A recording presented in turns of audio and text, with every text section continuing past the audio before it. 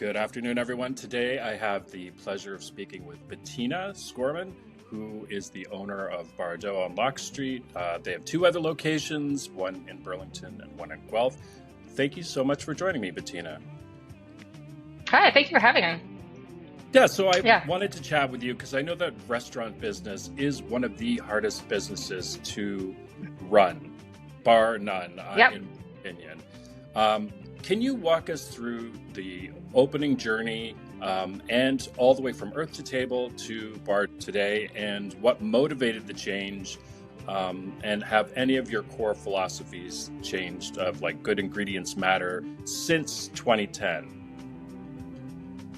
How long do we have? You have 5 minutes. It's a long story. So I'll do it as quickly as I can. Just like my, obviously this is my perspective. This is how I got to where I am right now. Perfect. And it was, I was the pastry chef at the Ancaster Mill. And just a quick backstory on that. I had gone to university with no skills. I graduated. I had wanted to go for international relations because I thought that would be travel in some capacity, because I have a German father, so a lot of traveling when I was young. So I was like, this is, part of what I want to do. And then quickly realized economics and business aren't in my wheelhouse. So I quickly went to a minor in political sciences with a major in psychology with no plan. So then I had this weird conversation with a friend who had gone to culinary school, and he gave me this story about consomme. So have you ever made consomme before?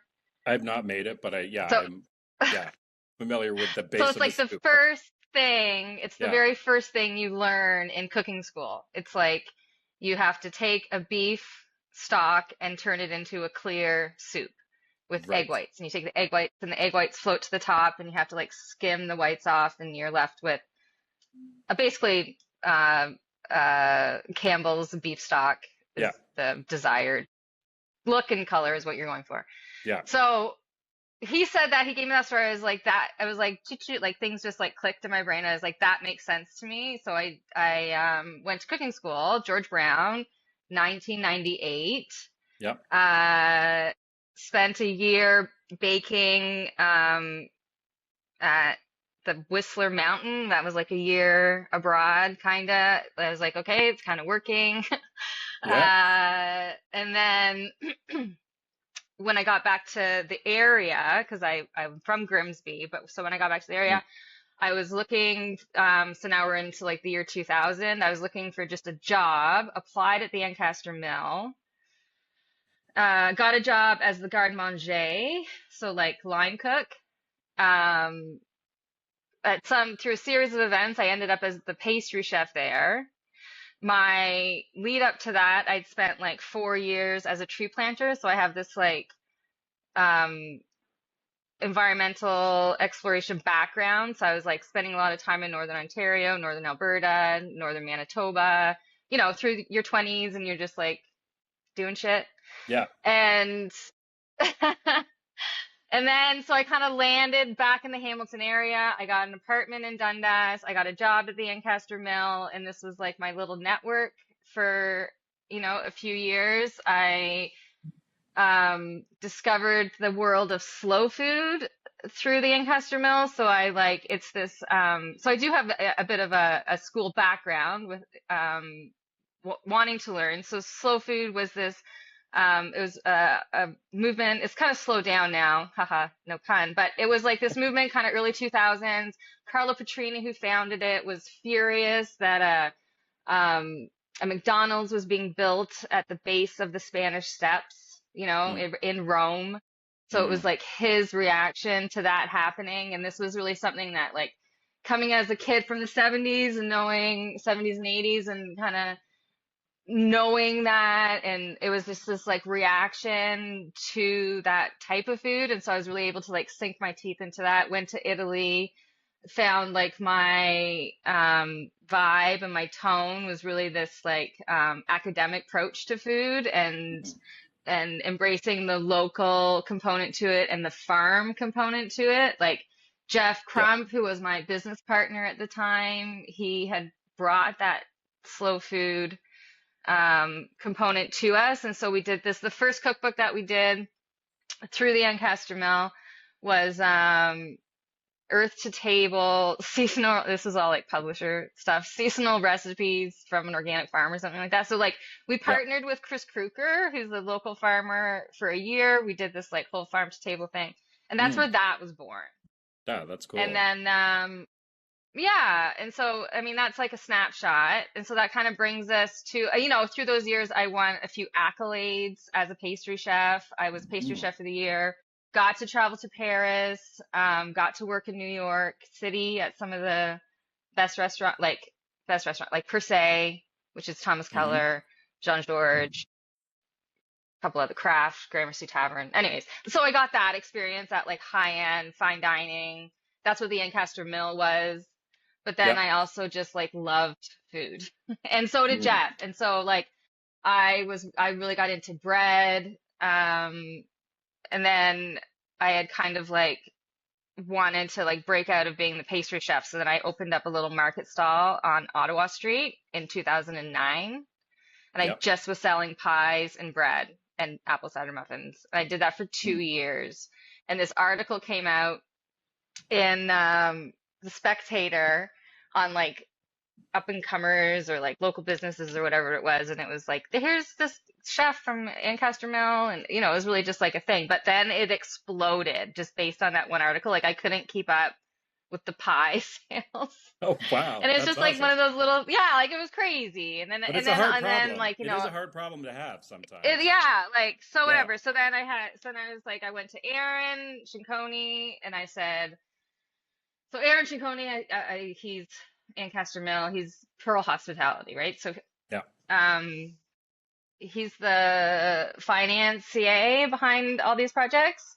So I was like, I'm ready to, not that I'm ready to, but I would like to open a bakery and maybe sell the products back to the other properties. And he was like, let's figure how to do that together. And it was just always this like evolution of me being the pastry chef at the Ancaster Mill, like for the longest time. Yeah.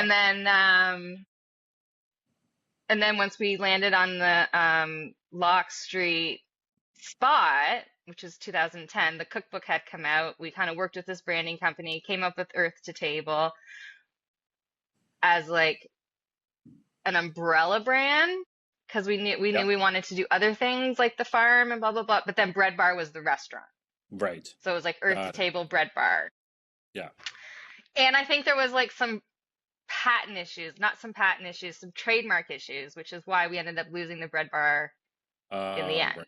So like we were able to trademark Earth to Table. We were able to trademark Good Ingredients Matter. We weren't able to trademark Bread Bar for whatever reason. I can't remember. But if we looped it all into one logo, we were able to use it. Yeah.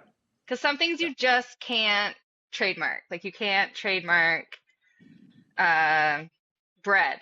Like you can't trademark the word muffin. Like these are things. So I think it was like these, like one of these. Anyways, whatever it was.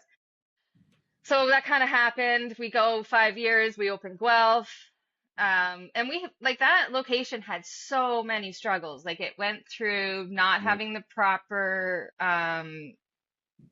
liquor license for a long time. We didn't have enough washrooms for the number of seats. Like it was just really weird thing. So then the city, anyways, we were only allowed to have 30 seats for a long time. Yeah, all these small things and just add up, and people don't think about that. I know. Well, and then we had the street shut down for that. I don't even remember what year that was. 2017, 2018. And I'll tell you why. 2019. Because we signed our lease for Footprints, and the ink was still wet when they started ripping up. Nobody told you. And we had no idea that they were going to be doing that. So our launch, which was supposed to start in September, had to be pushed back till almost November, and then COVID. Oh my God. 2020. So like it's just these little things that you laugh now, but at the time I'm like, okay, we're gonna die. So Absolutely, 100%. Like, what happens now?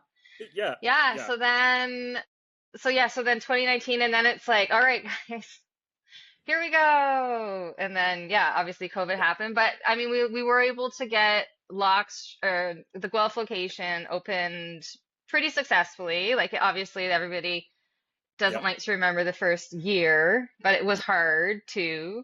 yeah, Uh, but it's kind of smooth sailing now. And then with the pandemic, we had a number of like failed starts. So yeah, we did, okay, so here's a good one for you. So we opened that James Street location, which was great. So yeah, we moved the whole bakery to the James Street location yeah. because the bakery couldn't sustain more than two locations. So if we were gonna open a third location, the bakery had to move. Right. This was like because that we were doing all the pizza dough, all the bread in that little Lock Street location Yeah, and the restaurant. yeah. So we moved the bakery to the James Street, which was great. I mean, it sucked because there were Beautiful stairs, location. many It was beautiful beautiful there. I loved it location. there. Yeah. So that February, I don't even remember when Michelle Obama came to town. There was a real buzz. Oh Like yeah. it was like Michelle Obama did a talk Yeah. at COPS or whatever we're Yeah. calling it now, Call it and cops. we'll call it COPS. And afterwards, and I went and saw her. It was awesome, and I had a group of girlfriends come from Guelph, and a few of her friends came, and then we went to the location afterwards, and it was just like a whole room of middle-aged women. But I was like, this is a vibe. I'm like, Totally inspiring. everyone was Yeah. having like it was so inspiring. Yeah. I'm like, this exists. Like this is going to be such a great location for things like this. And Yes. then the pandemic, and then like 4 months later, because I was in Yeah. February or like whatever, it was like It it was was all March very when it came close. out. Yeah. It all went downhill. Yeah. Right. Like, Yeah. and you're just like, oh. So then with the decline of the downtown area, that's like, Whole other kettle it of just fish. But couldn't, yeah, I know. it It just was yeah, it couldn't was crazy time. sustain what it was. Yeah. Yeah. And then the same thing kind of at the hotel. Like we were trying to open this location that was already, so that the one thing, so the hotel in Burlington, I don't know if you know the Pearl Hotel. No. We tried to open a bread bar unit there, just like a little express. But sometimes when you're opening locations, the footprint's already been drawn, even if it is a new build. Yeah. Like they don't allow anybody like once the mechanical and the electrical has been drawn and this like these projects get passed from hands to hands, like nobody's paying the money to get that redone. So you Right. kind of are stuck with what you're given. So that was kind of what happened at the hotel, which is fine for a hotel. It sucks for the Yeah. restaurant part. Yeah. So that didn't go. So those were two false starts. And so it's, real ego Oh, blows. I know. We had to Um, close our location in 2023, the end of 2023. It hurts. It's it hurt. I mean, it really does. Yeah. You put we'd put 14 years into that location and it just wasn't sustainable. Yeah. I feel your pain. Like I mean, it's great that you had all these starts though, which is really awesome. It's sometimes like just shit happens as like and you have to just Yeah. roll with it, but it's like there is an emotional roller coaster that it's not for the faint of heart being an entrepreneur, that's for sure. Like Well, and that's my like I often know my situation is a little bit luxurious because I do have Pearl hospitality. Like I know like yeah, as much as Aaron like knows I'm a pastry chef and he's like trying to bend me into a business person, like he's like he like I must drive him fucking nuts. Like he must look at me like I'm cuckoo bananas because like because I'm always like and I'm like I have this and this and this and this and he's like yeah, put it in the plan. I'm like what do you mean? yeah. He's like I need numbers. I need to know what you're talking about. He's like it's a great idea. I don't want to talk about your idea anymore. Like put it in a plan. It's hard, but it's Like what hard are to you get that. I talking mean, about? you get these, these huge aberrations of what you want to do. It's just like this would be amazing. And then you do Yeah. it did it's grounding, but it can be stalling your creativity by hitting these things, Sure. financials, like, we don't have the right location, but we think this would be a great idea, and there's all these little hiccups, and to push through that, and it's interesting that you bring up that you found the people to help you. Like, it wasn't just like you by yourself, and I think a lot of people think that you found people to support your Oh creativity. no, it was not me. Yeah. Yeah, I mean, I was there for sure, and I may yeah, have planted a few seeds, but no, I've basically been dragged along, I think is yeah. what is what's happened. They're just like, is she still here? Like, Jesus Christ. That's hilarious. That's hilarious. Yeah. But I mean, it's Yeah. So, still. I know that you're still, like, you push for things. Like, I know you've pushed for the seating for your Lock Street location on the street, and yeah.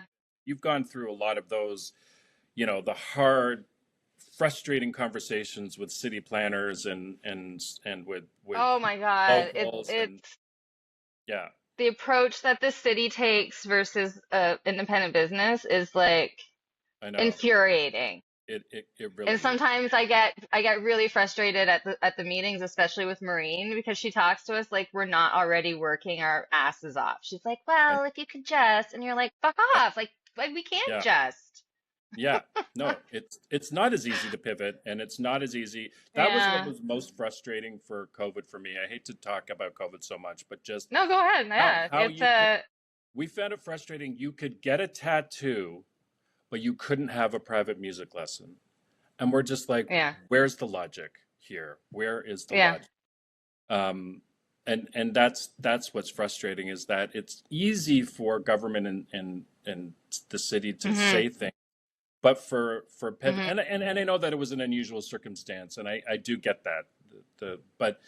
But it was slow going. There was no urgency to get out of COVID, which our experience. So 2 years, It was yeah. no No, income. it was well we It's like, no income. yeah, and I don't think Yeah, like that was really put forward for a lot of people. I mean, Canada has 40% people who work for the government, which, so they wouldn't understand they that don't being get it. self-employed I is that, know. no, we don't get a check every month, every week, Yeah. that you're getting. So it is frustrating for sure. But you still found the people to work with and to grow and to come up with new ideas, which I think is, that's commendable. That's awesome. Um, Yeah, and I mean,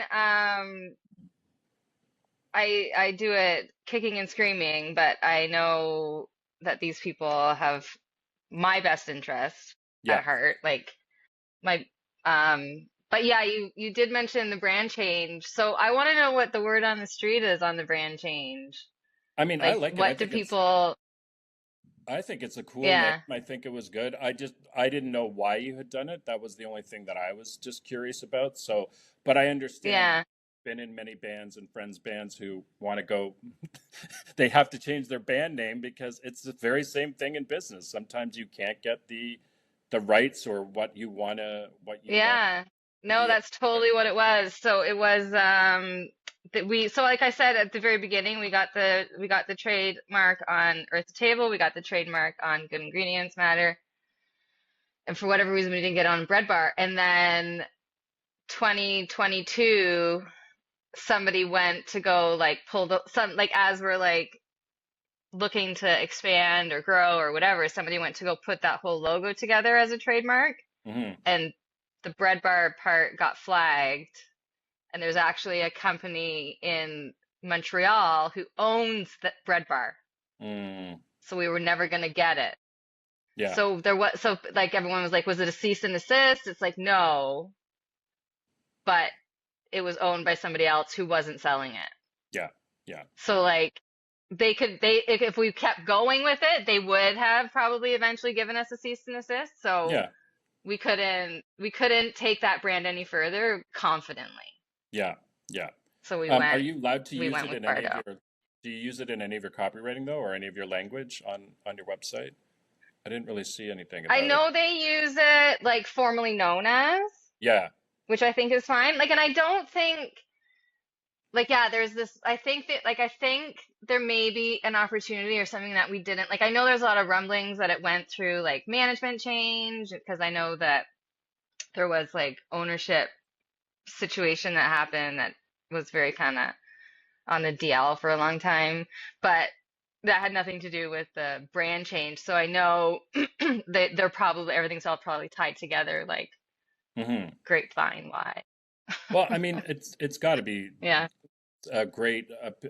great reception because, as you know, your neighbor has gone through how many restaurant changes. So you've dialed It's in a wild. good, yeah, It's you've wild. dialed in a good recipe, and you've always been good to the community. There's something that you touched on earlier that I want to talk about, and that is how you do support local farmers and your local Mm. ingredients like your butternut squash soup and your heirloom beets. How do you Mhm. source these items, and what's an example of Hamilton local farm dishes that influences you of what you put on your menu? So we have a long history of trying to source locally, and it's hard.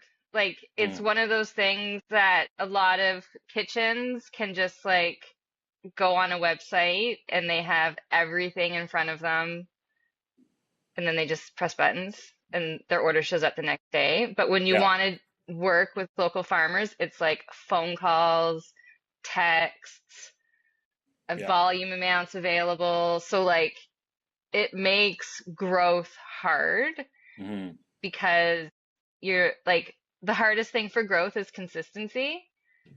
And like so if you have anything on a small scale, it doesn't have to be consistent. yeah, You can like you can get away with having a different item on the counter every day and it's just a part of your business, it's a part of your brand. But if you want it to like go anywhere, you have to have the flaws have to be by design yeah, all of a sudden. yeah, yeah, So it's a strange place because that's where I'm at. Like I'm like all I know how to do is like the flaws, and they're like, yeah, but flaws have to be perfect every time. yeah, I'm like, okay, yeah. perfect flaws, okay. But And you've had that philosophy from the beginning of just being local, being farm fresh. yeah, Yeah, and you've yeah, stuck with and it, I which and it's still trying our best. So like it's hard. So even starting off wanting to use only local organic flour, like I'm like, okay, this is a mantra. This is what yeah, I'm doing, local organic flour. And then all of a sudden I'm selling 100 pieces a day, and day to day the flour is changing because it's from like softer whether it was harvested in the spring or whether it was harvested in the right. winter. And then it's Wow. like, oh my God, I can't use organic flour because Yeah, or I have to reside that the spring pizzas are going to be different than the winter pizzas. And how am I going to explain that to the public? Like, right. it's like a whole other, like, they don't care. Yeah, Like, yeah. they don't want a speech It's before true. every pizza. So I'm It's like, true. okay, so maybe I can't use organic flour, but I can use a local flour. So we found this, and like our three biggest items are like flour and mozzarella cheese. Like like Yeah, those are what we use, and butter. Like that's what we go through the most of. yeah, And so flour, we found like PH Milling does a really good flour that we were able to use. So I'm trying to just like focus on a local, and yeah, local could be like Manitoba. yeah, Like local isn't necessarily. So I'm just working, we're just trying to find like um, Canadian grains that are consistent and trying to stay with it. Like, I guess we're just constantly having to reevaluate what's local now. Because if it's yeah. not meeting the need, You and got to again, it's the pivot. same thing for coffee. Like we Yeah, wanted to use, well, they're Relay now, but when we opened, they were Red Hill yeah, Coffee Roasters. Does yeah. that ring a bell? I think that's right. Anyways, Yeah, yeah, but they were super tiny at the time too. So like we used them for like a year, and then we're like, okay, now we're gonna need like this X. Like, we're growing, so we're gonna need you to grow. They're like, we can't. I'm yeah, like, okay, well now so now we're going. So what's the next? So now it's like Reunion Island, yeah, which is a local, but they're Oakville, not Hamilton. So yeah, we do make these conscious decisions. The produce is the hardest, yeah. I can obviously. So, pardon? Yeah, I can imagine Oh, produce being the hardest. in terms of Yeah. consistency. And I mean, obviously, yeah. Yeah. So we really can get away with, like, get away with it sounds like such a nefarious term, but like, we do harness, Yes. uh, things like frozen fruit. Like, Yeah. I can tell you, like, everybody's, um, not suspicious, but like one of the things is like when that big Cisco truck pulls up in front of the restaurant, people will post things like, Mm. they're not ours to table, they get everything from Cisco. And you're just like, okay, well, it's all frozen fruit and Yeah. packaging. Yeah. Like, Yeah. like they're like, we do talk to Cisco about where they're getting their products from.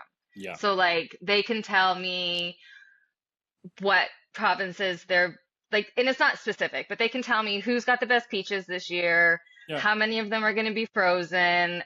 Raspberries, same thing. Like, are the raspberries coming from BC this year, or are they coming from like, so they have their big suppliers, and so they can, and if you ask, they can tell you. Yeah. Like, Yeah. I think because that's part of their business model too, is to just like be more informed. When I think that's kind of like just part of it too, like not being so head in the sand about where your food's coming from.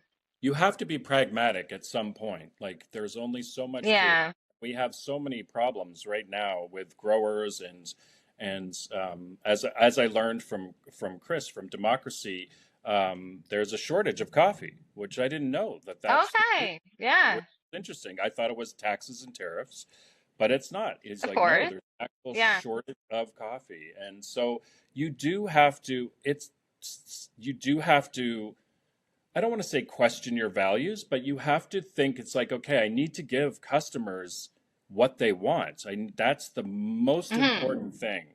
How can we do that, but still stay true to our values during a pandemic, during certain times, during, uh, uh, you know, the fall of whatever soup you have on special, and it's not as it's Right.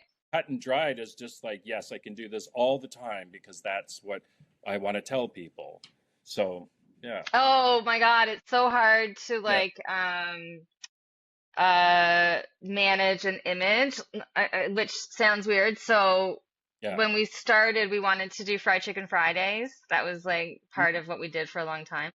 yeah, And we just started with like 8-piece chickens from Cisco or whatever and charged whatever we charged for it. And then we were like, okay, now that we've figured this out, let's switch to organic chickens. hmm, And then, but when you do that, you have to like up the price by like $7. yeah, And everyone's like, we thought it was organic already.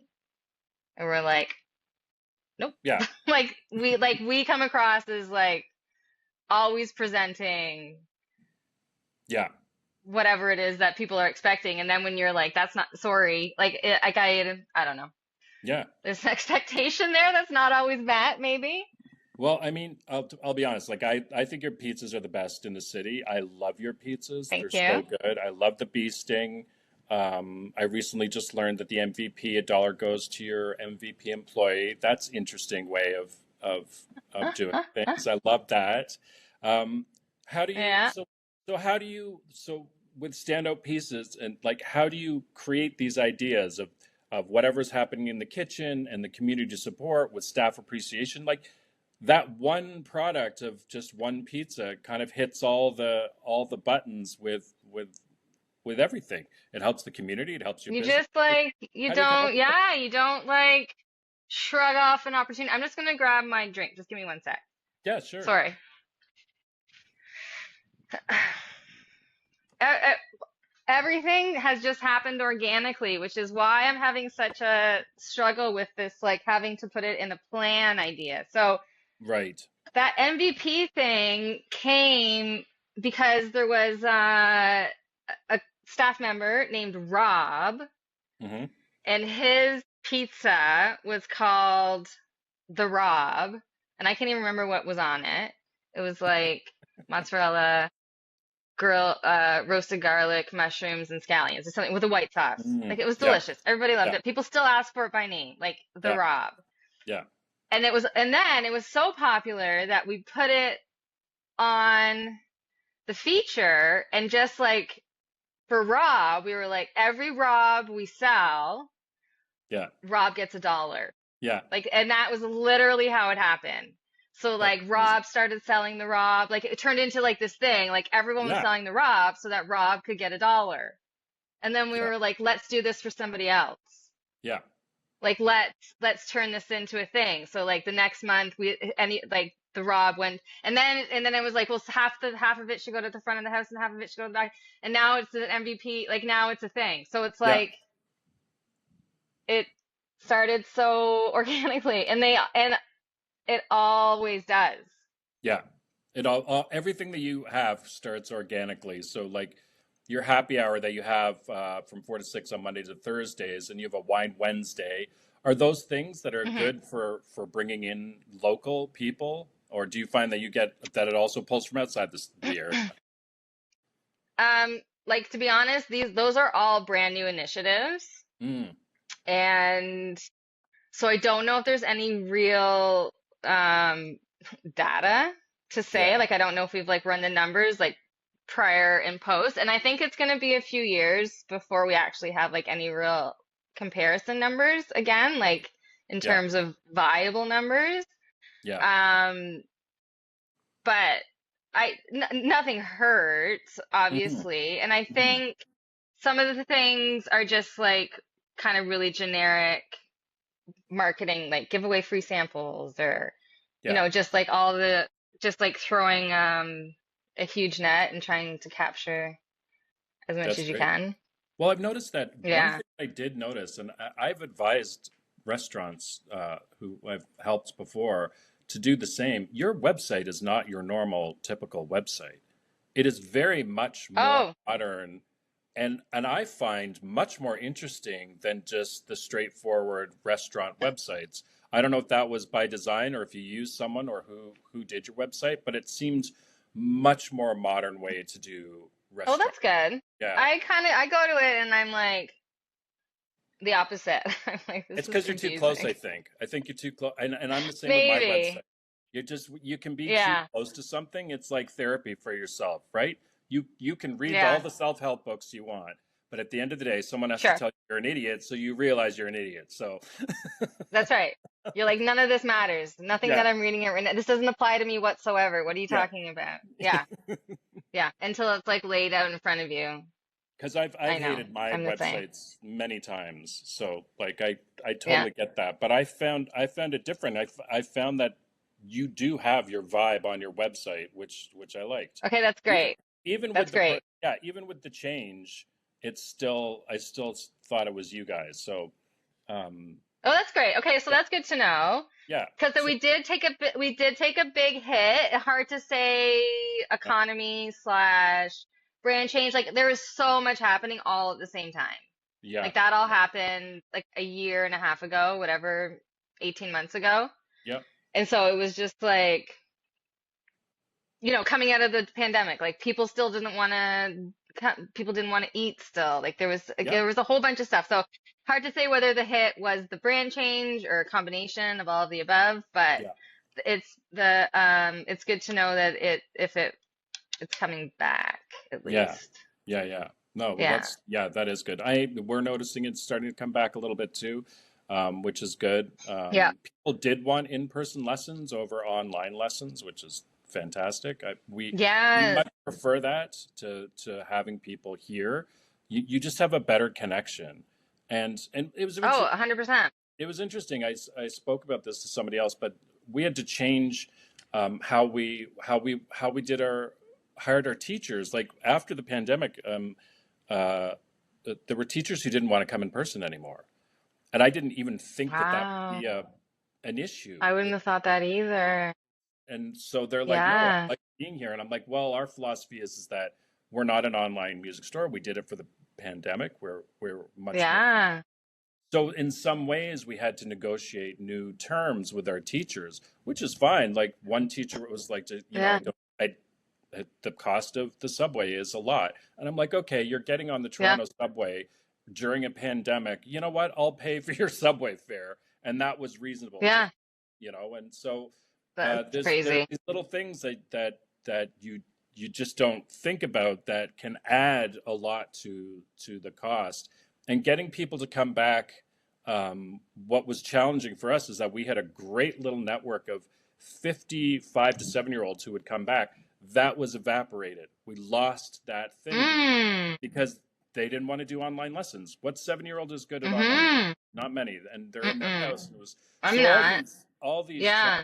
just kind of just come up somewhere. So I think the timing of your change was perfect because it wasn't it was a good time because now you're just Yeah. right? Now we're just Bardō. Yeah. Yeah. And how did you come up with the name? Who came up with the name? That was a company. I didn't have it. Yeah, there was a lot going on at that time. So we hired a company. They kind of presented, it was Laundry Media who came up with it. Okay. And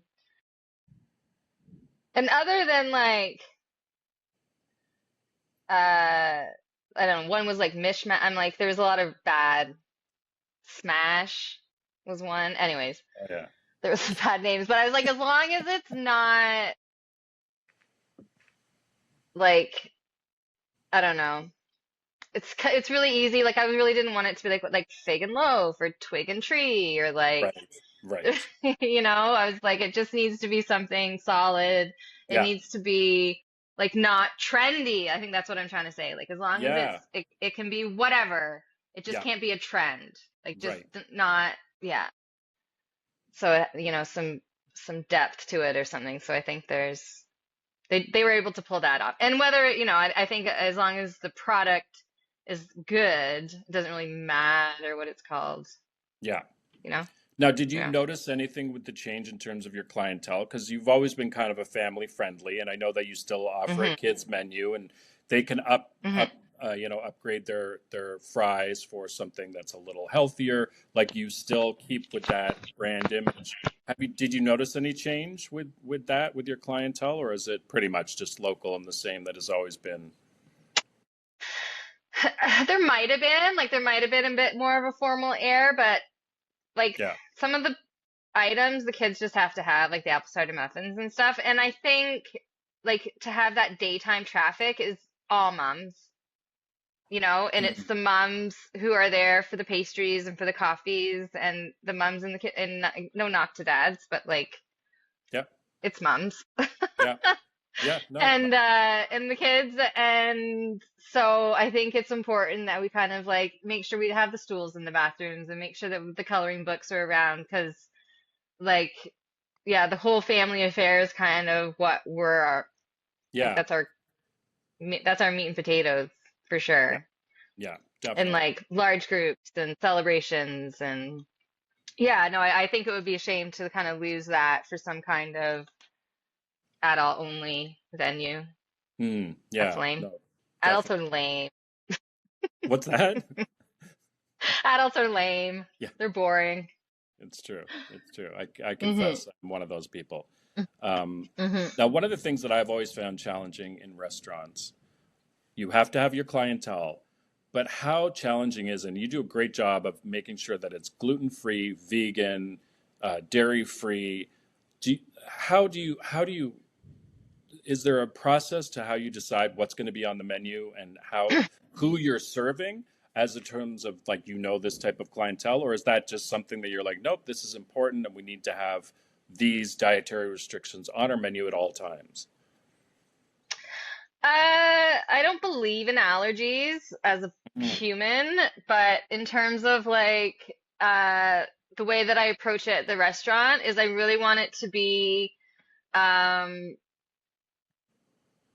like as naturally done as possible. So like I really shy away from bringing in gluten-free products because we can't be a gluten-free restaurant, but I can offer you your burger wrapped in a lettuce bun. Right. But I'm not going to bring in a gluten-free bun because it doesn't taste good. Like I really try and lead with as long as it's still delicious and you're still going to enjoy your meal, then that's fine. But I'm not going to bring in a cauliflower crust so that you can still have pizza. Yeah. Because that's not pizza. Like I think that people who make celiac is a whole different thing. Like a celiac person probably shouldn't be in the restaurant anyways. Yeah. So like that's a whole other, like, I don't even touch on that. Like that's not Right. even something that I can talk about because we're full flour, but anything that we do would just be like no gluten added.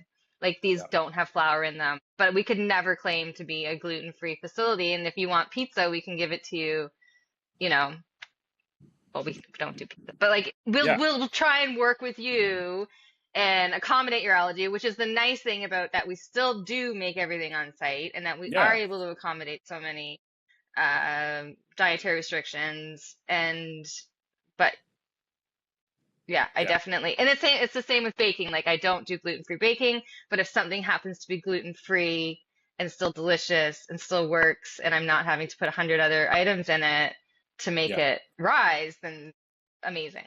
That's Yeah. great. No, it Yeah. being the dietary restrictions is challenging, I'm sure, as a restaurant owner, because you don't Hmm. want to exclude, but at the same time, taste is important. And, Yeah. the alternatives, they're getting better. Sorry, but Earth Balance does not replace butter. Butter is Oh my just, God. Like one of the things that, so this is another thing, it's just the misinformation on food. So yeah, I was at a photo shoot once for the book, and my photographer had pounds and pounds and pounds of Baysal margarine in her fridge. I'm like, yeah. what are you doing with Baysal? And she was like, oh, we're doing a photo shoot with Baysal tomorrow. I'm like, for what? And she was like, Baysal is rebranding as plant-based butter. And I'm just like, it's not butter. Yeah, yeah, But no, like people buy into that. So I'm just like I can't with the alternatives always. Like I'm just like yeah, it's not we're not comparing apples to apples, oranges to oranges hmm, a lot of the yeah, time. Yeah. yeah. No, no, I hear you. I hear you.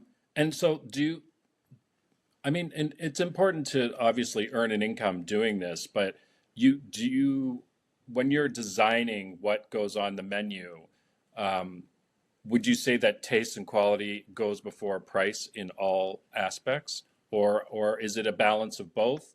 For me, yes. Yeah. And Your then accountant I gets involved and like you can't sell that's this, right. you're gonna lose That's money. right. Yeah. Yeah. Someone's like, "Do you know exactly how much pine nuts cost?" I'm like, "Doesn't matter. They're the best." Yeah. Like like nuts, like there's just some things that are so outrageous. You're just like, I don't know. I don't know. I don't know how anybody. Anyways, yeah. I mean, There's some crazy. Some items are so crazy, like saffron and vanilla and all these things. Like I can't. No, I'm not going to compromise yeah, for yeah, sure. because it's got to be, yeah. Because I mean, It's got to that be is good. your brand when you compromise Yeah, sometimes. There's a difference yeah, between not available and compromising for cost, for sure. I mean, yeah. yeah, Well, yeah. And I would like for flavor and taste and all that kind of stuff. I would like. I wouldn't serve it if I didn't think it was delicious, or I couldn't serve it yeah, if I didn't think. Like, I mean, I'm sure things that aren't delicious go out, yeah, yeah, but yeah. like. If all things are equal and perfect, we're not serving things that aren't The delicious. quality is always there. Not everyone can agree on flavors, so but the Sure, it's a bit quality subjective, yeah. Yeah. will always be there for Mhm. sure. So just Mhm. my final question is just what are some trends that are coming to the food industry, and how do you plan to adapt, if any, or do you just not even look at food industry and you just try to do your own thing? Oh, definitely look at trends. Hmm. Like you know, but it depends on how far you want to take a trend. But I Right. would, the things that I would do are like who's doing what? Like what is someone like Tartine Bakery in San Francisco? Like what are they doing right now? Is it that different than what we're doing? Or like what's Promo set up to? Like are they doing what are they doing that we're not doing or we're doing that, you know, and it's never that.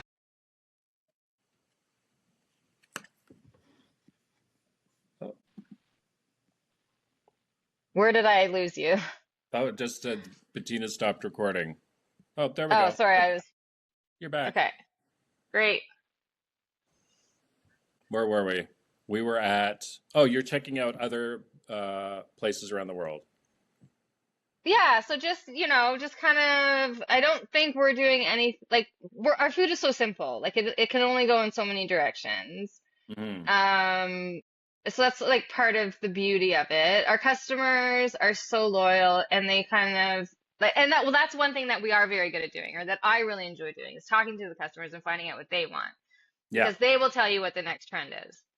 and And that's they will perfect. tell you, like, well, and I try to inject myself probably more than I should. Like there was at one point I didn't want to serve um what was it? Oh, what do you call it? Like artificial sweetener Yeah, because it's it's not food. I'm trying was Blenda. like I jumped on my soapbox. Yeah, Splendor Yeah, or whatever it is. Like yeah, none of them are food. It was yeah, discovered in the laboratory in the process of like making nuclear bombs. It was like yeah, it's not, it was an accident. yeah. And your body doesn't even, it does not connect to any organ or surface of your interior. Like I'm like, it's just sweet on your tongue and that's it. And so Mm, I'm trying to explain this to like the old biddies that come in, and biddies probably right. isn't a word, but like they come in every Friday morning, and I swear to God, they all put 100 packets of Sweet and Low in their coffees. And Yeah, if I take this away from them, they will no longer come. yeah, Like this is their true joy on Friday mornings. yeah, Like I yeah, have to have this Sweet and yeah. Low. So, you know, Yeah, sometimes you got yeah, to do it. So there are you got trends to do out it. there. You get trends from your customers and from your competition. I mean, that's Yeah, perfect. That's exactly where you yeah, should be looking, right? yeah, That's yeah, awesome. yeah. I don't think, yeah. And then just like always thinking you're behind, always thinking you don't know, and it'll It that that's a very keep you interesting point looking. because it's true. You do have to have like the Yeah, beginner's mindset in many ways. Um, sure. you can have too much of a of you think you know everything. I've been pegged down many times where I think I know everything, and then it's just like, whoa, I see somebody else, Yeah. another school or somebody else doing something, and I'm like, oh wow, like I'm Oh, just 100%. yeah, Like I've been doing this wrong the whole time. yeah, yeah, This whole yeah. time. I know. Yeah. But then, It's but then you also get this too. Like you also get, so I was traveling, I was in London, and somebody said you have to go to this great new restaurant. It's called Cadet. It's great. yeah, And it's like I'm like perfect. I'm like amazing. I'll go in, I'll get like an appetizer, a glass of wine, and it'll be great. yeah, And I go in and it's great. I mean, the guy's doing really awesome stuff, whatever, but it's one guy. It's me 25 years ago. right, Like you're like, I don't want, it's one guy behind the bar with a hot plate. yeah, He's doing everything. yeah, Like, I'm like, I remember having that grit and having that, like, you know, energy, I guess, yeah, like yeah. be there 14 hours a day, 7 days a week. And like, like It, I couldn't do this. I couldn't do it anymore. That's I for know that's the sure. thing. It's Yeah. sustainable only for a certain amount of time, and I think that's where you have to change how you look at your business and how Yeah. things can. It doesn't always have to be growth. It can just be a good sized business that has all the elements that you want. You have good staff. Yeah. You have Yeah. good. Hmm. I mean, the joke, all the right ingredients, right? So you need the good Good staff, ingredient. It matters. That always location. matters. Yeah, Yes, they all it matter. All the always ingredients. Yep. it's amazing. So like, and sometimes you Trademark. do have to alter how things are going to go to make it Yep. to make it better or to make it change. And so um, I think that's great. Well, Bettina, I'm going to let you go. This has been a fabulous conversation. I've learned so much. I hope we can do it again because this was fun. And Yeah. everyone should What's go. your listenership? So my listenership now is one. It's just me because I Okay. just started. Okay. So Okay. I like it. I started this because I've wanted to do it for a few years, and I've been Okay. just listening to a lot of the news and just how small businesses are being impacted by political decisions. So I was like, oh, it's insane. I'm like, I want to go and talk to the people I know and the businesses that I know and see how they're doing and what's happening. And so that was the whole idea. And I didn't know whether I wanted to go businessy or local, like I said before we started recording.